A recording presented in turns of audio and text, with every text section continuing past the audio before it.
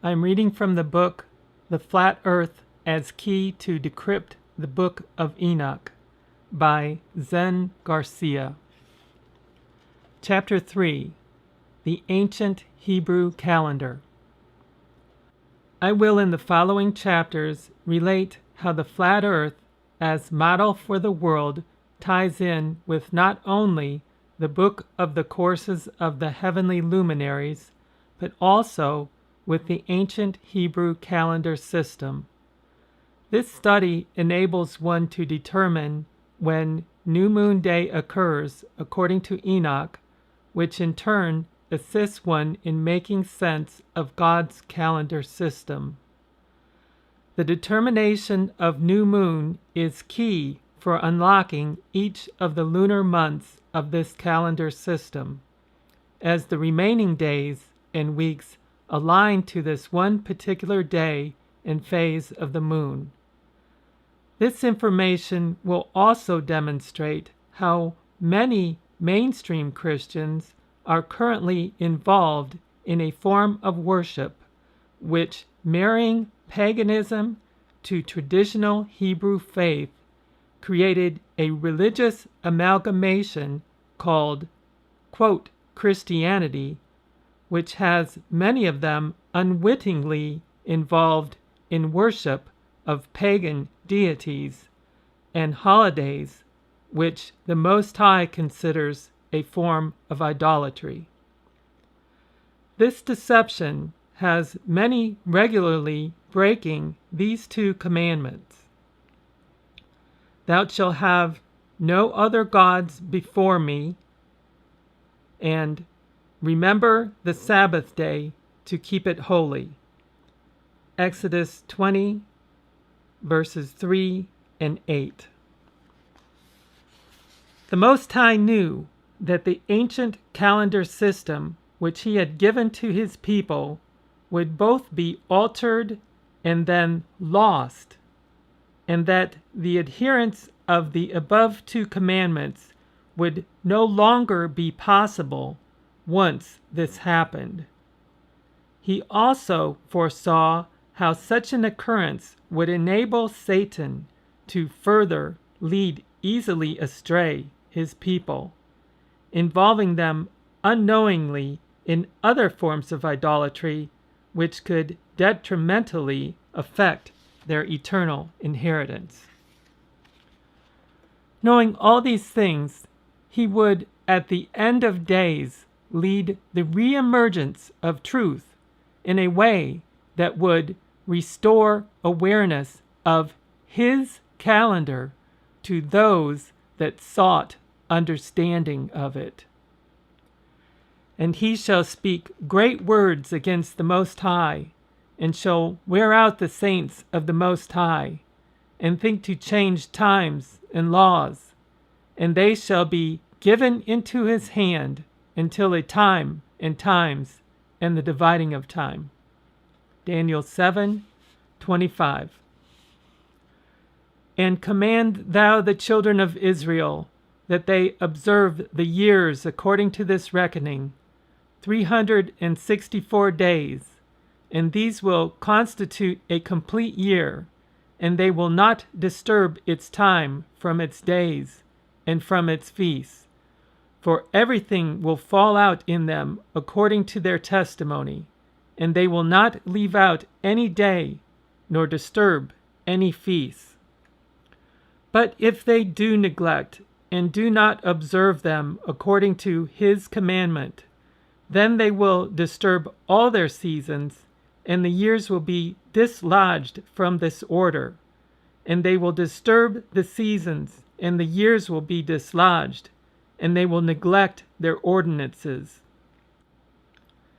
And all the children of Israel will forget, and will not find the path of the years, and will forget the new moons, and seasons, and Sabbaths, and they will go wrong as to all the order of the years. For I know, and from henceforth will I declare it unto thee, and it is not of my own devising, for the book lies written before me, and on the heavenly tablets the division of days is ordained, lest they forget the feasts of the covenant, and walk according to the feasts of the Gentiles after their error and after their ignorance. For there will be those who will assuredly make observations of the moon, how it disturbs the seasons, and comes in from year to year, 10 days too soon. For this reason, the years will come upon them when they will disturb the order and make an abominable day, the day of testimony, and an unclean day a feast day, and they will confound all the days, the holy with the unclean, and the unclean day with the holy, for they will go wrong as to the months and Sabbaths and feasts and jubilees. For this reason I command and testify to thee, that thou mayest testify to them. For after thy death thy children will disturb them, so that they will not make the year 364 days only. And for this reason they will go wrong as to the new moons and seasons and Sabbaths and festivals, and they will eat all kinds of blood with all kinds of flesh. The Book of Jubilees, chapter 6, verses 32 through 38. These passages illustrate how the Most High had foreseen that the calendar system would be changed, and how Sabbath, instead of being determined by new moon, would be associated with a specific day of the week, Sunday, and in this way would confound observance of the Levitical holy days.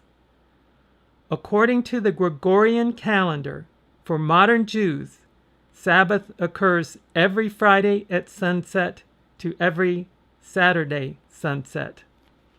For Seventh-day Adventists, Sabbath occurs every Saturday. And for modern Christians, Sabbath occurs every Sunday. Would it surprise you to know that according to the ancient Hebrew calendar, all of them are wrong? In the next chapter, I will explain why they are wrong, how the Most High's lunar-based calendar system differs from the Julian, Gregorian, solar-based calendar system, and why determining Sabbath by them is impossible, as well as why such determination, if one wants to be correct, can only be made using God's lunar-based system. Chapter 4. God's Calendar Explained. Knowing the end from the beginning, the Most High knew that the Roman emperors, Pharisee leadership, and the Catholic Church, under the guidance of Satan, would all work in accord to denigrate use of the ancient Hebrew calendar, disrupting the mandated adherence of the holy days celebrated by the Israelites.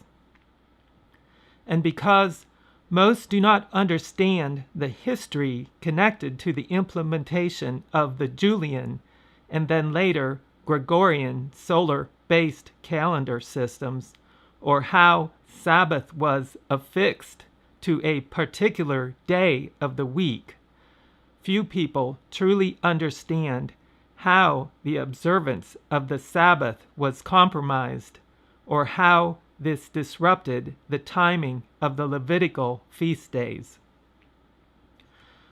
Pressure to abandon the ancient Hebrew lunar-based calendar, enforcing the rapid assimilation of the Julian solar-based calendar, was so severe during the ancient Roman times, those who resisted its implementation were tortured to death as a way to set precedent for the change.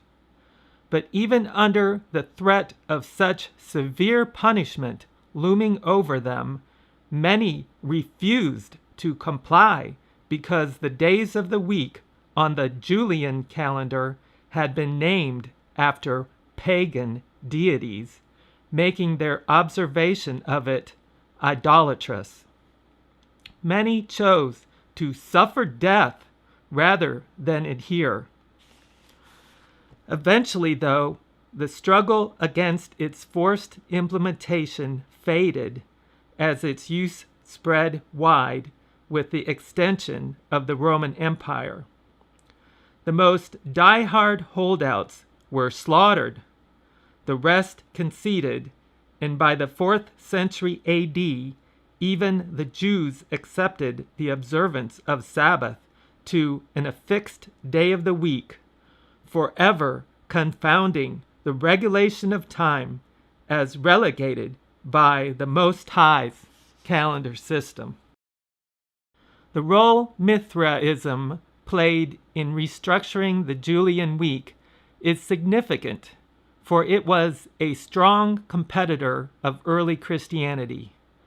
It seems as if some spiritual genius having control over the pagan world had so ordered things that the heathen planetary week should be introduced just at the right time for the most popular sun cult of all ages to come along and exalt the day of the sun as a day above and more sacred than all the rest. Surely this was not accidental.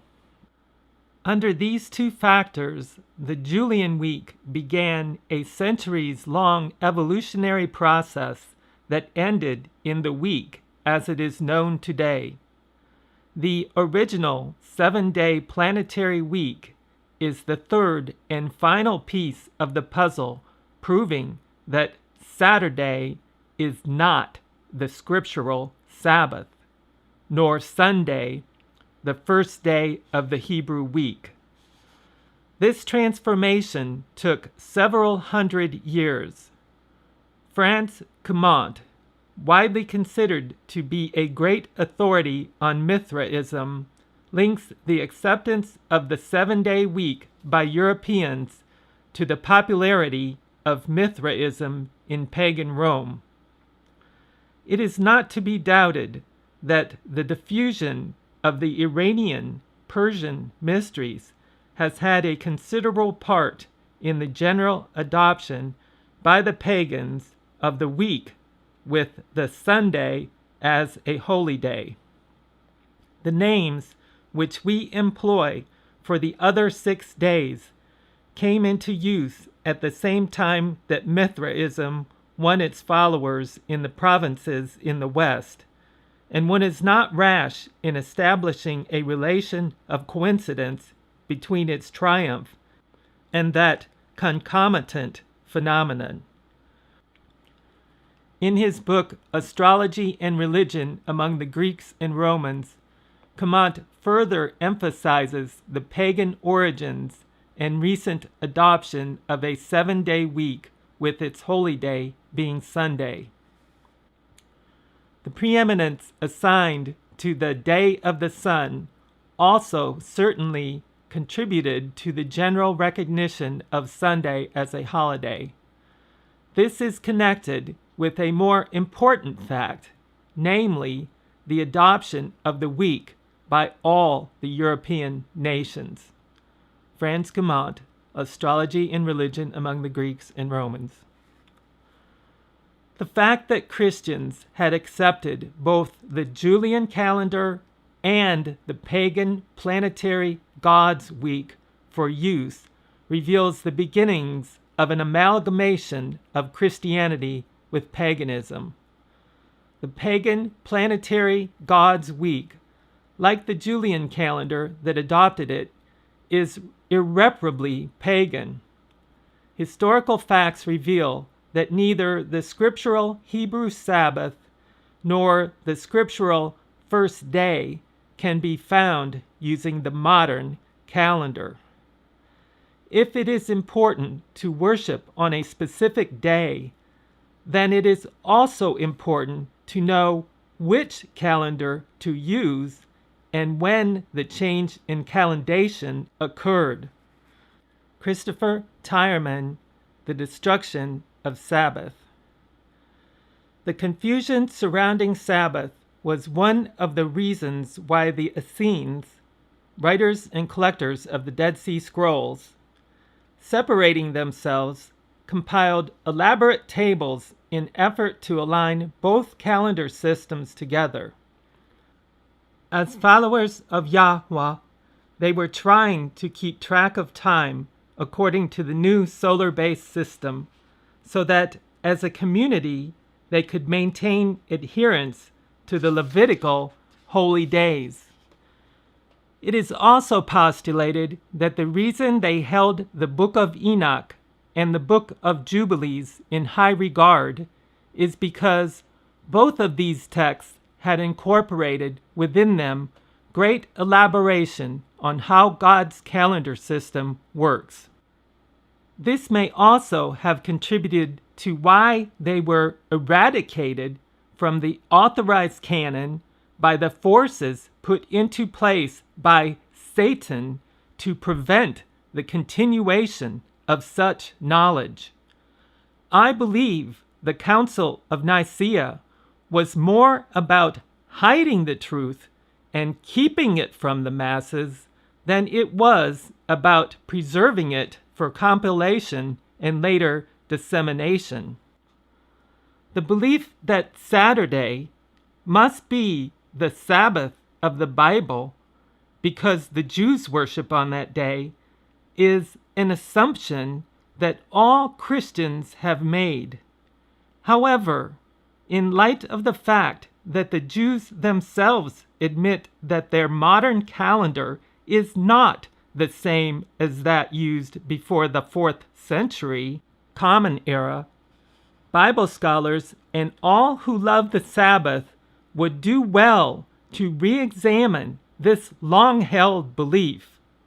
If it is important to worship on a precise, specific day, then the calendar by which you calculate that day must also be the correct calendar. The lunisolar calendar is the only calendar which has roots in the Bible. It was established by God at creation. All other calendars have roots in paganism. To truly keep the 4th commandment, the Sabbath should be calculated by God's calendar, the moon. There are 4 main areas in which the original calendar differs from the replacement. Number 1. The original scriptural lunar calendar uses only the lunar cycle and the ripening barley harvest to set weeks, months, and years. Number 2. The Julian Gregorian replacements, being solar calendars, honor the sun god. Designed to begin the year just after the, quote, rebirth of the sun god at the winter solstice. The scriptural Hebrew lunar calendar in no way attaches itself to a time recognizing another god. Number 3. The Julian Gregorian calendars have a continuous weekly cycle of Sunday through Saturday. The original calendar established in the Hebrew text at the beginning does not. Some months carry an extra day between the last Sabbath of the month and the Sabbath to begin the months. The weekly cycle restarts with each new moon month. Number 4. The modern lunisolar calendar has each Friday night as Sabbath and fails to observe the instructions for a Sabbath at the sighting of the new moon which begins each Hebrew month as the original scripture-based Hebrew lunar calendar commanded. Christopher Tyerman, The Destruction of the Sabbath. God's calendar system is based in every way on the characteristics of the moon during its 4 quarterly phases. Every month commences with the sighting of the new moon, referred to as Kodesh, which in Hebrew means the time of the new moon. In this system, Kodesh is always counted as the first day and Sabbath of each new lunar month.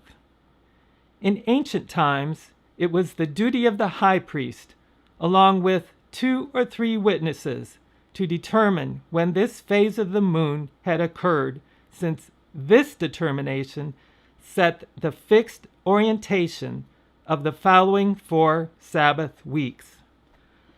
Every month contains 5 Sabbaths, beginning with Kodesh and ending with lunar conjunction, or what is also known as the dark moon. And even though the new moon is designated as the first day of the month, it is never counted as part of the 7-day weeks of the following 4 Sabbaths. I will explain this more below, but first, let me explain what the new moon day is and how it is determined, since there is some confusion surrounding its definition. The new moon day, according to the ancient Hebrew calendar, is different from what science has designated to be new moon. According to science, new moon aligns with what God's calendar refers to as lunar conjunction, or the dark moon, which is the last phase of the moon and day according to his system instead of the first. Conjunction, defined as a noun, is an action or instance which unites the occurrence of 2 or more events or things to the same point in time or space. Lunar conjunction is therefore defined as the phase of the moon which, aligned with the sun, accompanies it in circuit rising as it rises, moving across the sky as it does, and then setting as it sets. In astronomy, new moon is the first phase of the moon when it orbits as seen from the earth, the moment when the moon and the sun have the same elliptical longitude. The moon is not visible at this time except when it is seen in silhouette during a solar eclipse, when it is illuminated by earthshine. It's from Wikipedia. According to Wikipedia and science, new moon aligns with the dark moon, which again is the last phase of the moon cycle according to God's calendar instead of the first. Be aware of this differentiation as we commence the discussion of how God's calendar system works in depth, since this distinction will be absolutely critical in regard to the determination of Kodesh. There is one other aspect surrounding the timing of the Kodesh which also causes confusion in regard to its determination, and so I thought this would be an appropriate place to begin commentary on it. Even though the moon will for a short time first become visible as a very thin waxing crescent called a, quote, young moon following sunset at the very end of lunar conjunction, this sighting of it is not regarded as Kodesh by Enoch, or God's calendar.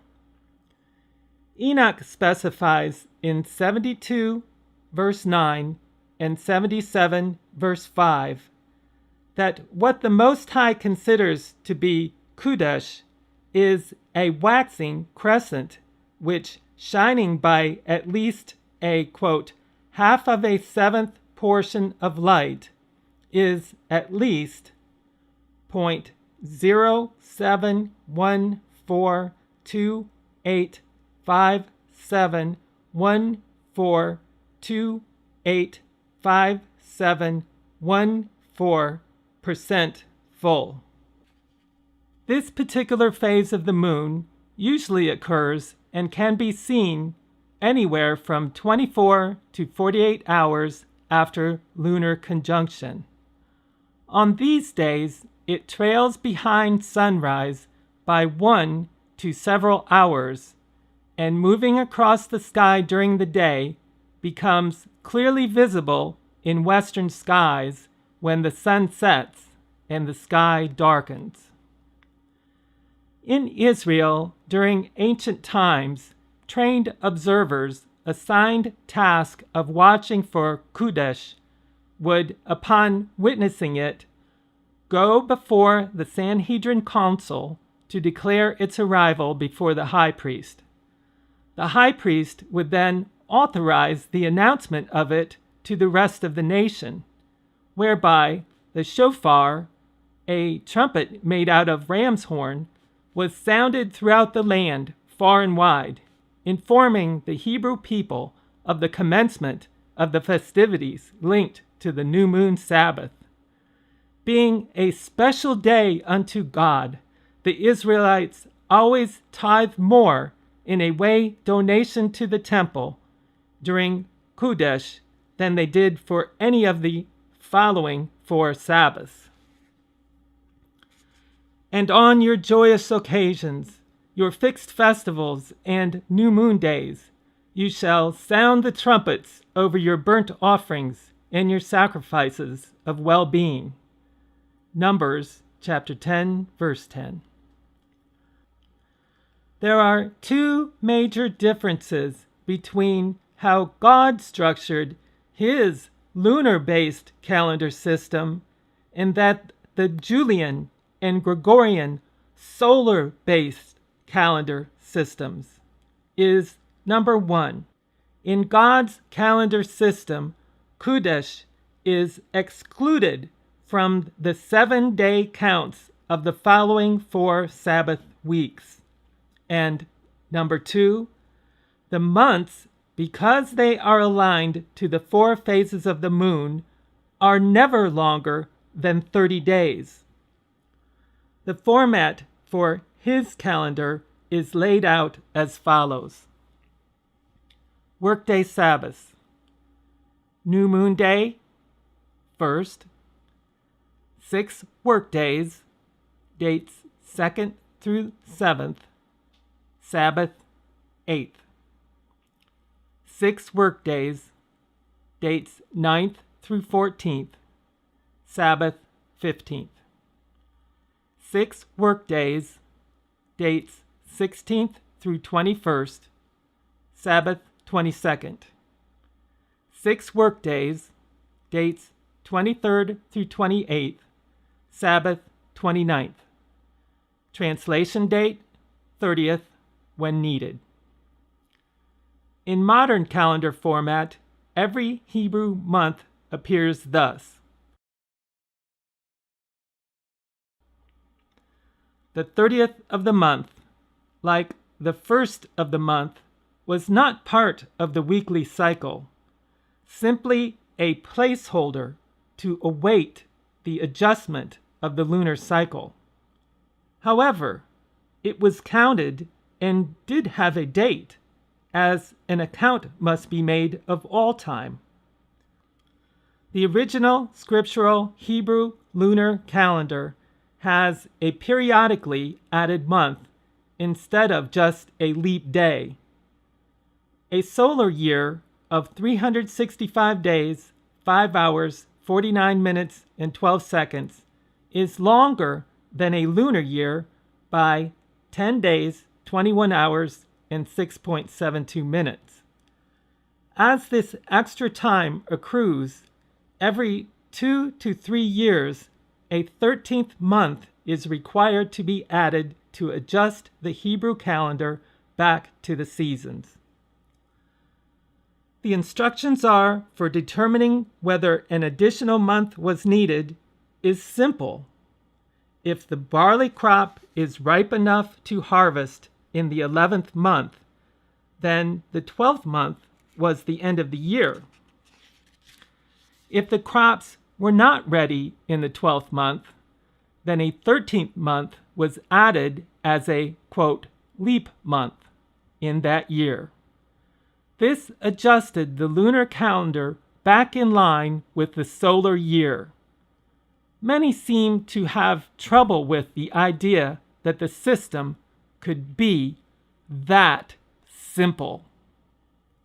Christopher Tyerman, The Destruction of Sabbath.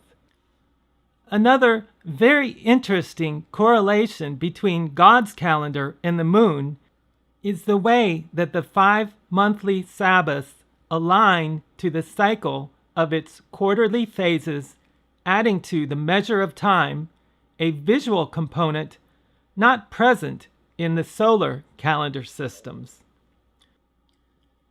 Chodesh, as new moon, is always marked by the first Sabbath and day of the new lunar month. It is followed by 6 working days, and then the second Sabbath, which always somewhat aligns with the first quarter moon.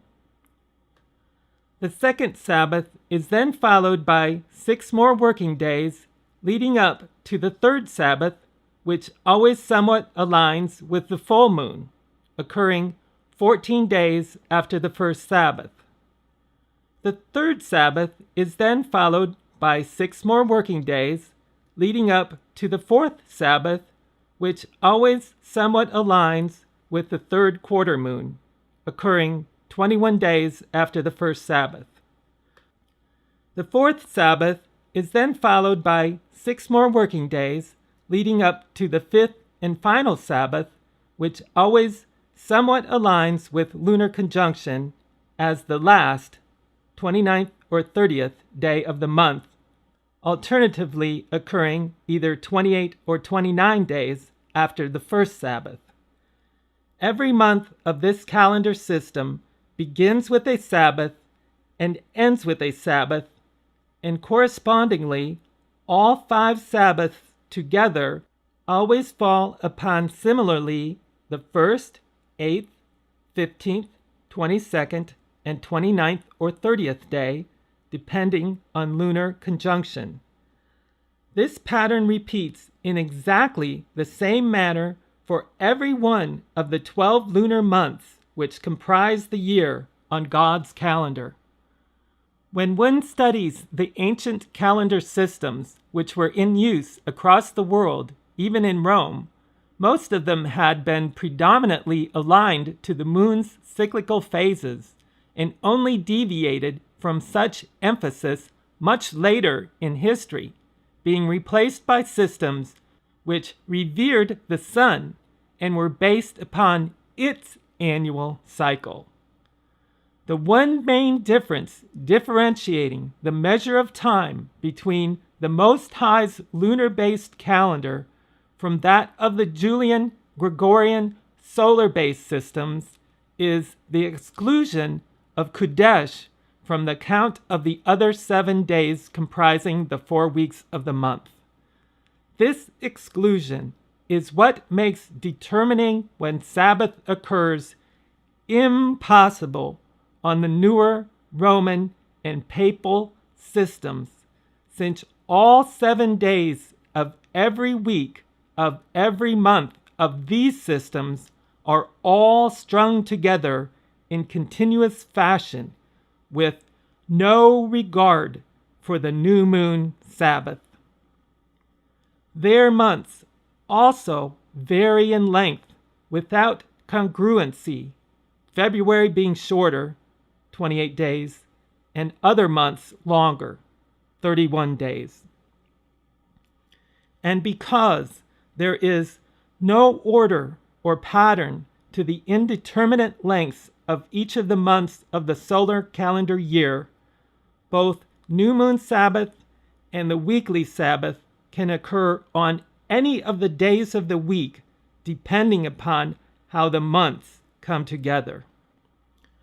And whereas they might occur on a Monday of one particular month, they could very well fall on a Friday the next month, and possibly Tuesday the following one.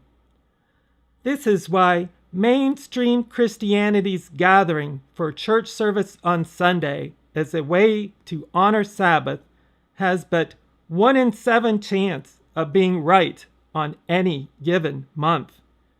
And even though sometimes their observance of it does randomly occur on the correct day, the percentages are such that they will mostly be wrong throughout the year. The same applies to the Seventh-day Adventists' observance of it on Saturday, as well as Jewish observance of it from sundown Friday night to sundown Saturday night. As group, none of them has greater than 1 in 7 chance of being right on any given month throughout the year, which is why none of these time frame observances has any true affiliation with Sabbath as determined by God's calendar, and why it could fall on any day of the week, Friday, Saturday, Sunday, or any other. This is also why those that keep track of time utilizing the Julian or Gregorian solar-based systems can never truly know when the new moon Sabbath or weekly Sabbaths occur. The only exception to this rule are those that monitor time utilizing print or online calendars, which include symbolic markers depicting the moon's quarterly phases. But even then, one must be aware that these pictorial symbols are based upon scientific definitions for the moon's lunar phases and not God's. This distinction aligns new moon with lunar conjunction and not a 7% waxing crescent, which throws off the occurrence of Kudesh by 12 to 36 hours or so. As long as one can understand why this contrast is important and adjust calculation accordingly, one should have no problem with distinguishing how the lunar phases coordinate with the 5 Sabbaths of each month as delineated by God's calendar.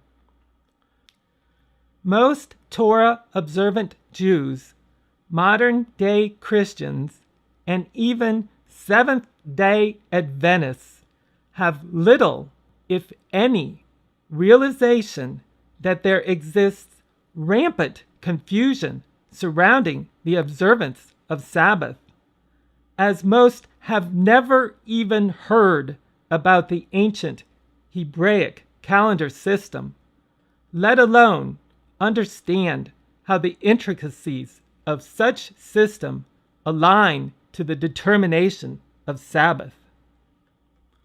What few Jews, and even less Sabbatarians, know is during the AD 4th century, persecution of all who used the original Hebrew lunar-based calendar for worship was so intense that in the end, the Jews gave up their calendar handed down from the text of the creation through to Moses, and instead adopted a calendar adjusted for worship based on the solar-centered Julian calendar. If asked, the Jewish leadership is very open that their original calendar was set aside under the intense Roman persecution of all who used the Hebrew calendar in the AD 4th century. Under the reign of Constantius, 337 through 362, the persecutions of the Jews reached such a height that the computation of the calendar was forbidden under pain of severe punishment. The new moon is still, and the Sabbath originally was, dependent upon the lunar cycle. Originally, the new moon was celebrated in the same way as the Sabbath. Gradually, it became less important, while the Sabbath became more and more a day of religion and humanity, of religious meditation and instruction, of peace and delight of the soul.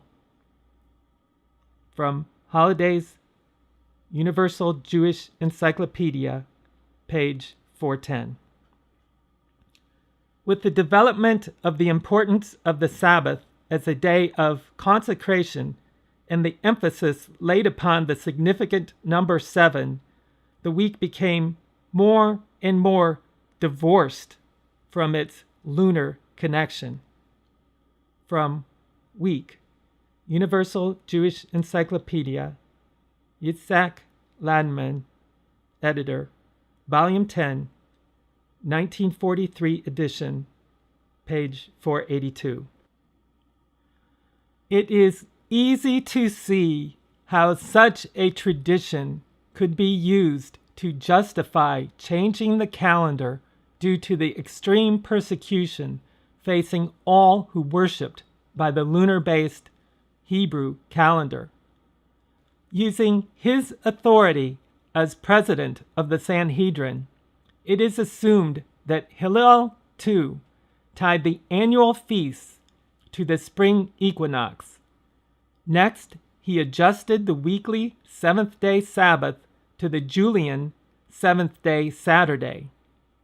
This, quote, freed the Jews from the condemnation of the law, since they no longer knew when the true Sabbath occurred.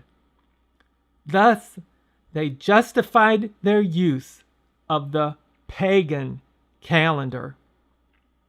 Christopher Tyerman, The Destruction of Sabbath.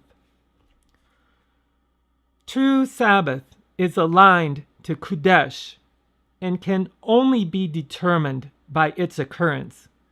But because the months of the Gregorian solar-based calendar have been relinquished from ties to the natural cycle of the moon's quarterly phases, Sabbath can fall on any day of the week: Sunday, Monday, Tuesday, Wednesday, Thursday, Friday, or Saturday.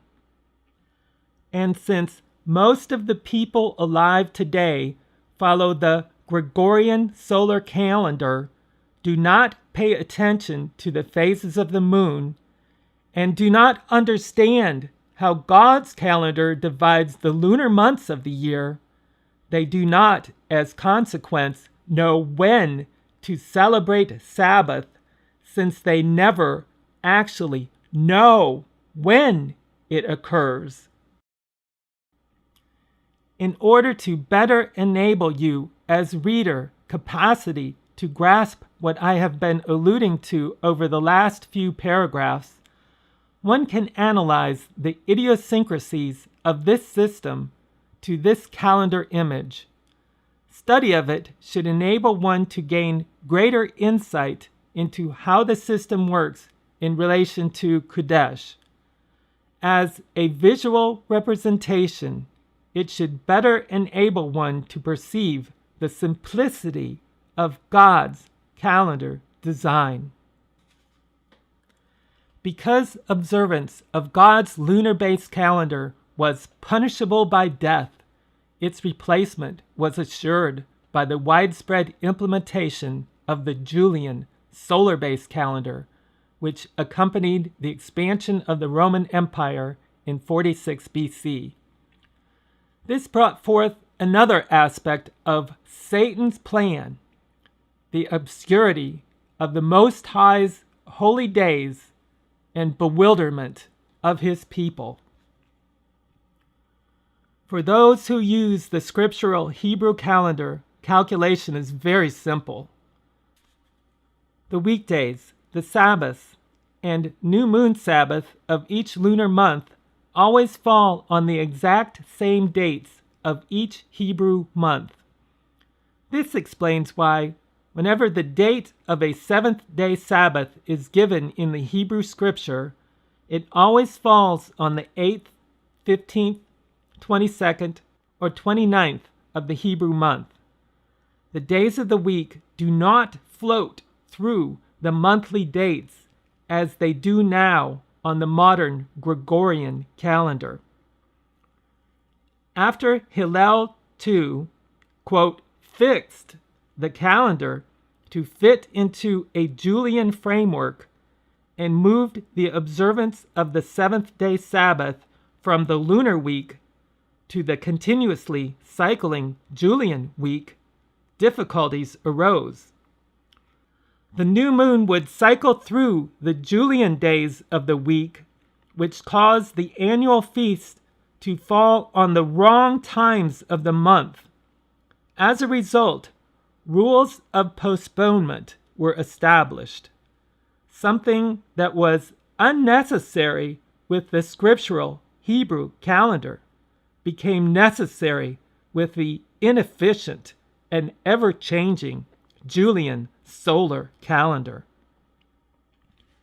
Those who desire to worship on the true seventh-day Sabbath should not look to modern calendation efforts.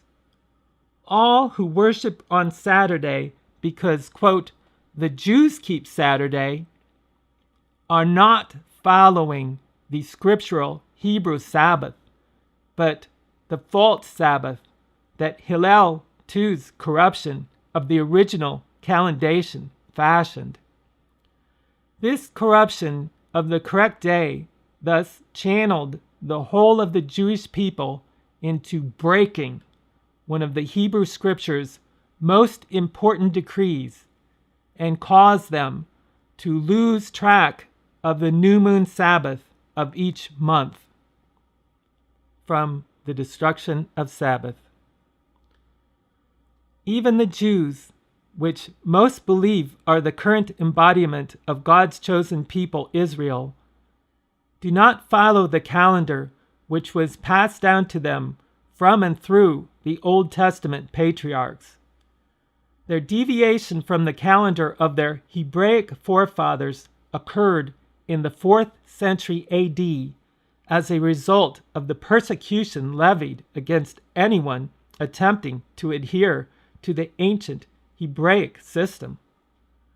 This disruption and replacement of God's calendar then ushered in an age which brought with it, first, the corruption of the traditional Levitical feasts and festival days, 2, the pagan malfeasance of the budding new Christian church established by the outreach of the apostles of Christ, and 3, the rise to power of Constantine the Great, which through legitimizing the Christian faith enhanced its pagan origins.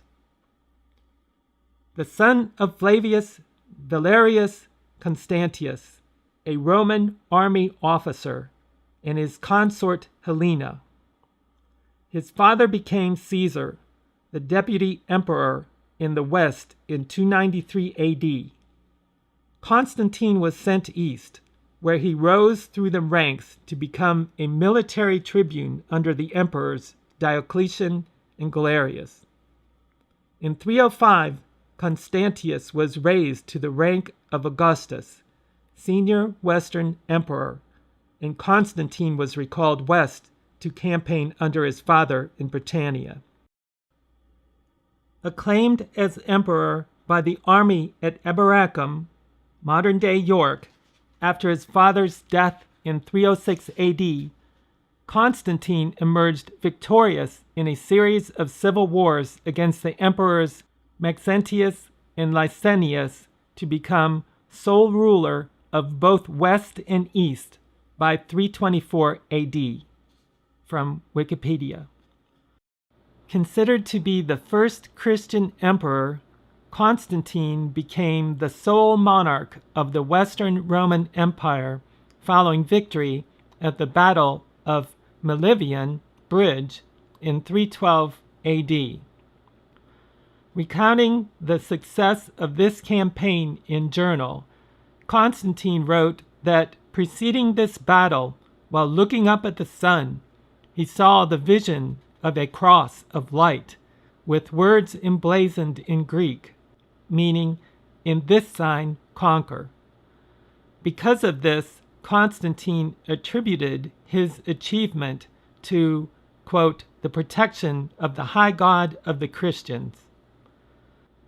This result spurred his decision to stop the oppression of them throughout the extent of Western Roman Empire. With the issuance of the Edict of Milan in 312 AD, this became official policy ending the criminalization and persecution of Christian worship and extending to all Roman citizens the liberty to worship as one chose, establishing with it the tolerance of all religions. And while this was seen as a great triumph for Christians of that era, it consolidated as dates of worship those deemed acceptable for the celebratory observance of the two largest groups of people making up the demographic of Rome, Christians and pagans. And while the persecution of Christians ended with the Edict of Milan, Christianity as faith was usurped by this newly organized, quote, religious system. Those that later joined its ranks were quickly indoctrinated into the acceptance of not only the measure of time according to the Julian solar calendar, but into the reverence of paganized, quote, holidays, which I believe can be categorized as a form of idolatry.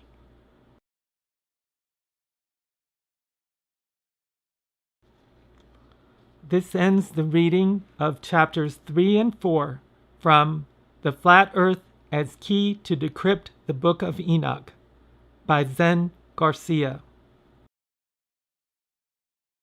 I now wish to read a small portion of an article entitled M. L. Andreasen, The Reason Why SDAs Keep Saturday Instead of the Lunar Sabbath. Back in 1938, General Conference President James Lamar McElhenney appointed a research committee to study the basis on which the Millerites arrived at October 22, 1844 date. A high-ranking member of this committee was M. L. Andreasen. After careful study of the Millerite methodology and the biblical calendar, an entirely unexpected and unwelcomed discovery was made. When the Sabbath is calculated by the biblical calendar, it does not fall on Saturday. They came across another shocking revelation. Although Scripture makes clear that Yahushua was crucified on Passover, the sixth day of the week, the Passover did not fall on Friday in AD 31. The research committee faced a clear dilemma. If AD 31 is rejected as the crucifixion year, then the 2,300-day prophecy did not begin in 457 BC and thus did not end in 1844. And the weekly cycle of the biblical calendar does not correspond to the weekly cycle of the modern calendar, because there is no way possible for Yahushua to have been crucified on a Friday in AD 31, even though he was crucified on the 6th day of the biblical week. The committee was at a loss to know what to do with their two startling findings. They studied the ramifications of presenting the biblical calendar to the church. Tragically, instead of running to the church with the news that Saturday is not the biblical Sabbath, the committee took the opposite action. They began to search for reasons why their discoveries needed to be kept hidden from the members of the church. Andreasen provided the reasons and the rationale why the committee needed to hush this truth from the members. Here are the reasons he gave. Quote, "It would not be easy to explain to the people that the God who advocated and instituted such an arrangement would be very concerned about the exact seventh day. Quote, if an explanation were possible, and the people were at last adjusted to the shift in the feast day and the stability of the seventh day, it might be supposed that in time they would get used to the arrangement. But they would no sooner have become accustomed to this till another shift is made. Now they shift back to where they were before. Quote, but neither is this settled or stationary. Another shift comes, and another, and another. Now Denver observes the day before Omaha does. Then it observes the same day. Now Omaha and Chicago observe the same day, but at another time a different day. There is no uniformity, and just as the people get used to a certain arrangement, the day is changed again.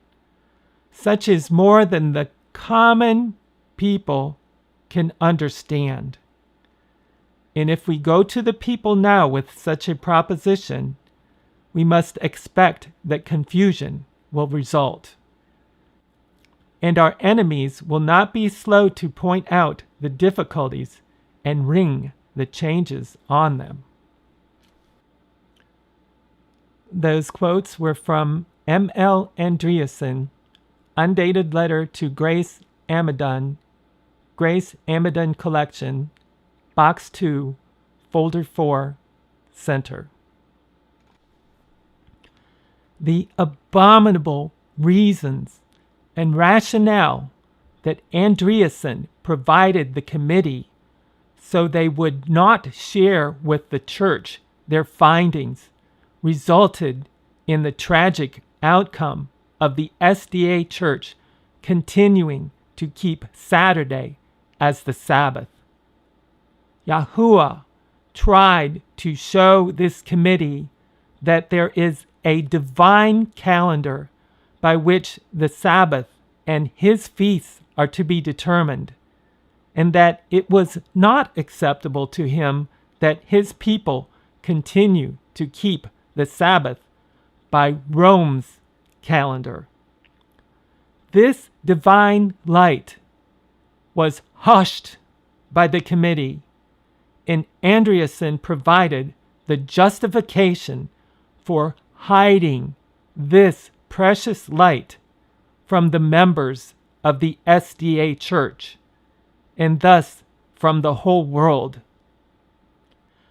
It is tragic when someone turns his or her back on Yahuwah's truth, but it is infinitely more tragic when someone uses his or her elevated standing in the eyes of others to obstruct heaven's light from Yahuwah's faithful.